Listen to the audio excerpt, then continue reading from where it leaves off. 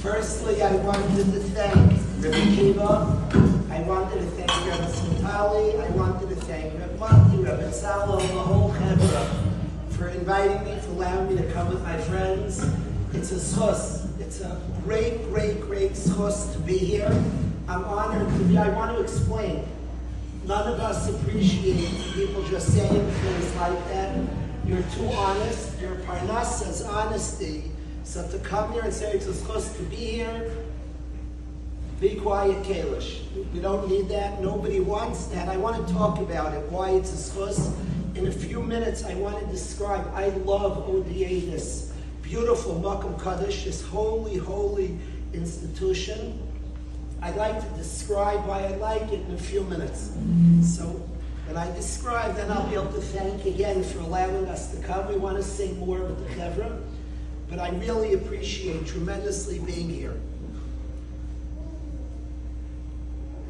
I want to start, before I talk about why I appreciate being here, what do I see? I don't get to describe Rabbi Kiva or anybody here's mission. Before I describe what I see here, I want to share something that could be helpful. We just started, we sang the song first by Ditch and Megan. I want to share something that could be helpful, that helps me standing here right now. Asked to speak, say something nice for the Chevra. I want to share a truth with everybody here that I think could help everybody in their family life, in their professional life, and specifically in counseling. I think it could help a lot. We had a gathering in Eretz Yisrael. We have a beautiful gathering, the Waterbury Chevra. We get together. We start Thursday night. This year we started Wednesday. We start Thursday night usually for many, many, many years. And hundreds of people were together from Thursday night through Motzei Shabbos.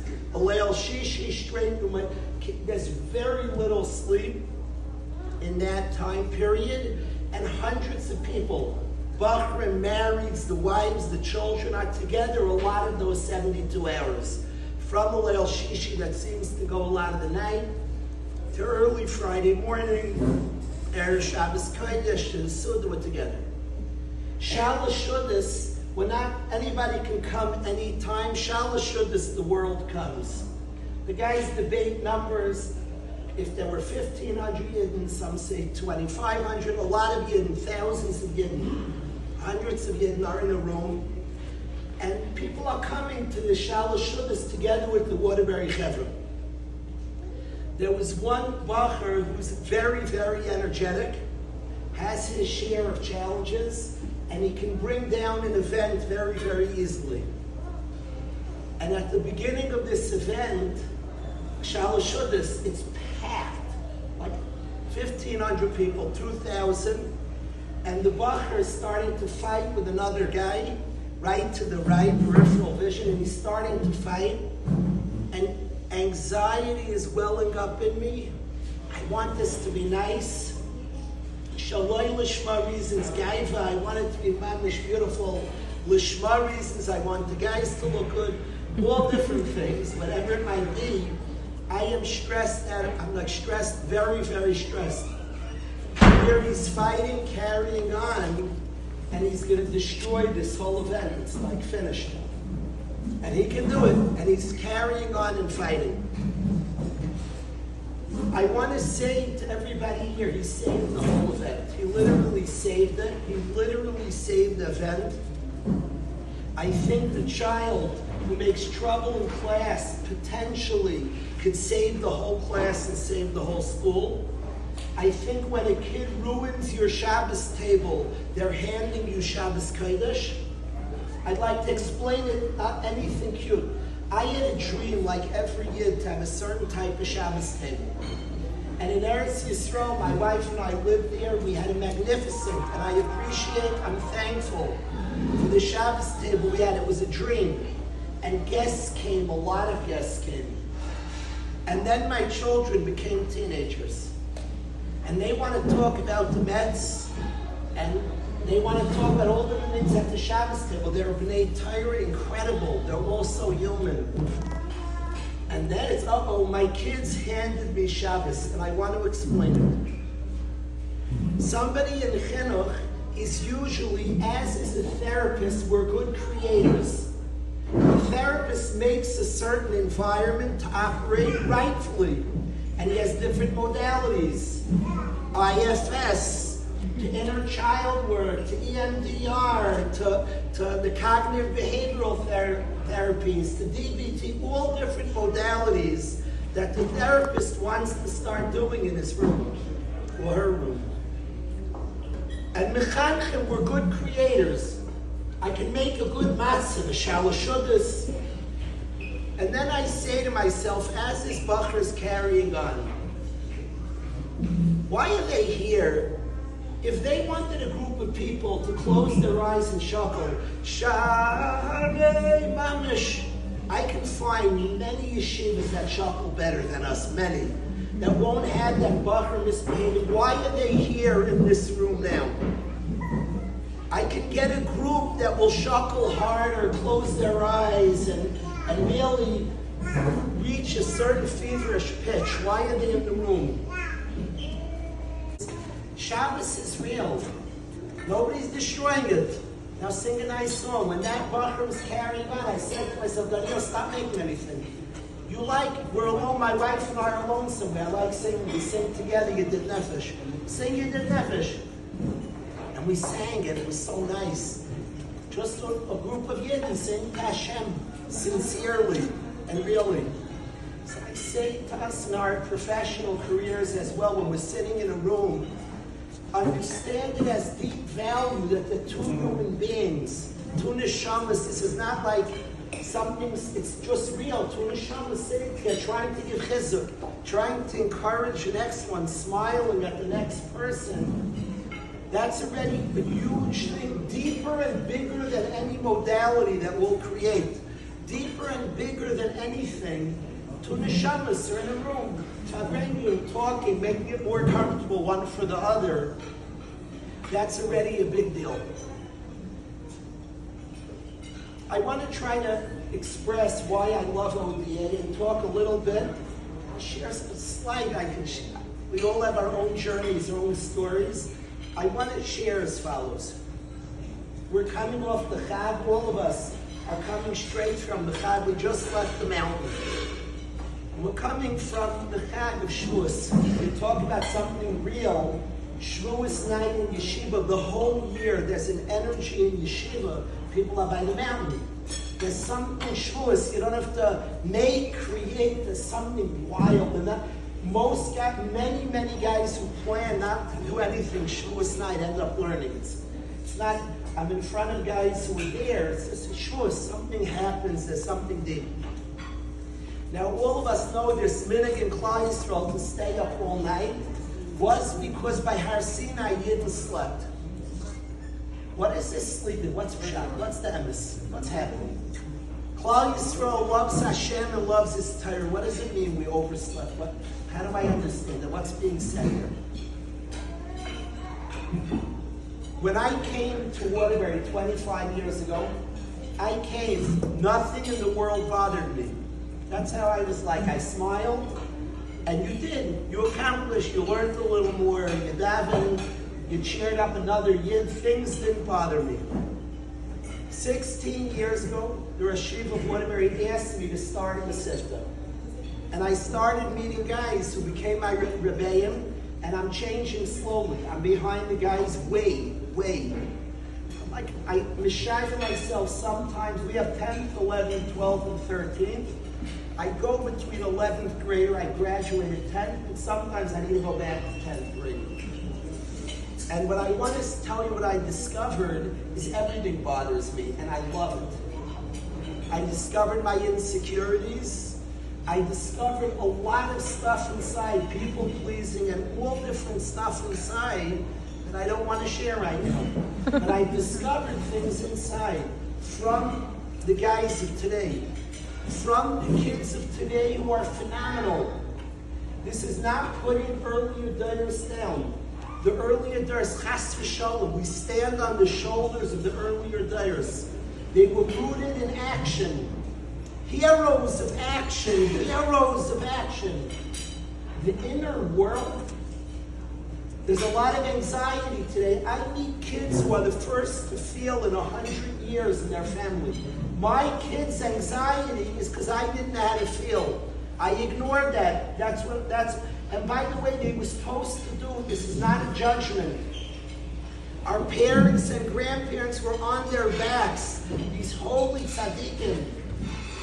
And then comes a generation, it's not a sheet, the kids are feeling, people are feeling. And discovering parts, all different parts. To me, it's pashut that when it says, what Chazal are saying in Sfarim, bring this, of course. Yidden slept by Har Sinai meant that there were parts they shut down. There were parts they slept. I slept till I was in my mid-40s. I totally slept, and I did it l'shem shemayim. I thought that's what you were supposed to do, except Torah. And I put to sleep. A lot of me was sleeping, a lot. And that's how I thought you were supposed to do it, to be mekabel Torah. And what Hashem says is, I want you awake. I want every part of you.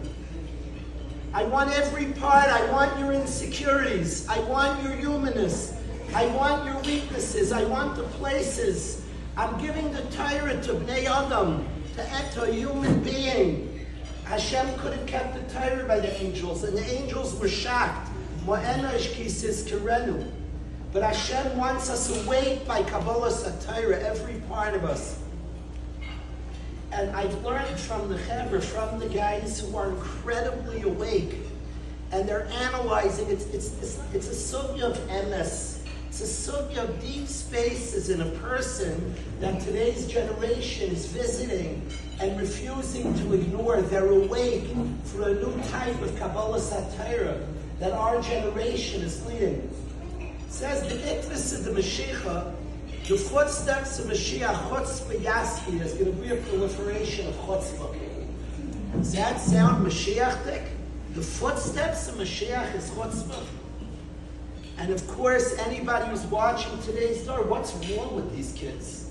What's wrong? Just do it. I don't get you. I'll tell you a ma'aseh. I was walking up to the minyan in yeshiva, to daven mincha. I was going with the bacher, who's one of my Rabbi. He's a classy person who has faced a lot and dug a lot into his story. We're walking up to mincha with this classy individual. And I went in and I prayed, and he didn't come in for mincha. I was very, very surprised. He's a class person. I knew he didn't daven. Yet daven, pray to God. What's wrong with you? What's wrong with you? Daven, why not? What are you leaving? What are you trying to do? Where are you going? So after I daven my private Shemon Esrei, I called the Bach. I don't like talking to him. Say, we're shaykh. I can't just talk to God. Whoa, whoa, whoa. Slow down, whoa. Talk to Hashem. There's ikvis of the Mashiach going on. There's an incredible Gemara Baba Kama that I want to share with the Gemara Baba Kama says as follows. The Gemara says, if your friend calls you a chamar, if your friend calls you a donkey, what should you do? Says the Gemara remarkably, says, Ukfa legabecha mush. Put a saddle on your back. If your friend calls you a donkey, put a saddle on your back. What's going on? My friend rips me in case, don't make a fight. Ignore him. No. It says, put a saddle on your back. So my son told me pshat. My son said a pshat. He said like this. Your friend, we all have chaymer and surah. Chaymer is our form, and surah is what we make out of the form. Your friend calls you a chamar means he breaks everything you thought you created. You're a distinguished this, a big that. Somebody calls you a chamar means we've all been called donkeys in our life. Somebody destroyed every sense of what I created. Mom, you know what I am, you know what I built, you know? And they call you a chamar, they destroy everything you created. Says the Gemara, you know what you should do? You know what you should do when somebody destroys everything you created? Put a saddle. Be free. You're a free person. You You created such a, now you can actually dig in. They brought you back to Chaimer, put on a saddle, start building. But there's a lot of Chamor to do. Take the Chaimer, be free. Put a saddle on the Chaimer and start like figuring it out from Chaimer. You were so pressured, you were so forced to be. Now you can actually find, what am I? We're living in remarkable times with opportunity. I'm behind the guys in yeshiva, far behind. But they have no choice. The people of today are figuring stuff out. They're feeling it. When I met my daughter-in-law for the first time, I promised myself I'm not saying the Dvar Torah. There's nothing wrong with Divrei Torah. Talmud Torah K'neged Kula. But I'm good at saying the Dvar Torah to hide my anxiety. I am showing up and meeting my daughter-in-law and being anxious. And I'm going to be present. I'm going to meet a person and two people are going to meet. I'm not hiding that. I'm just going to be present to this amazing experience.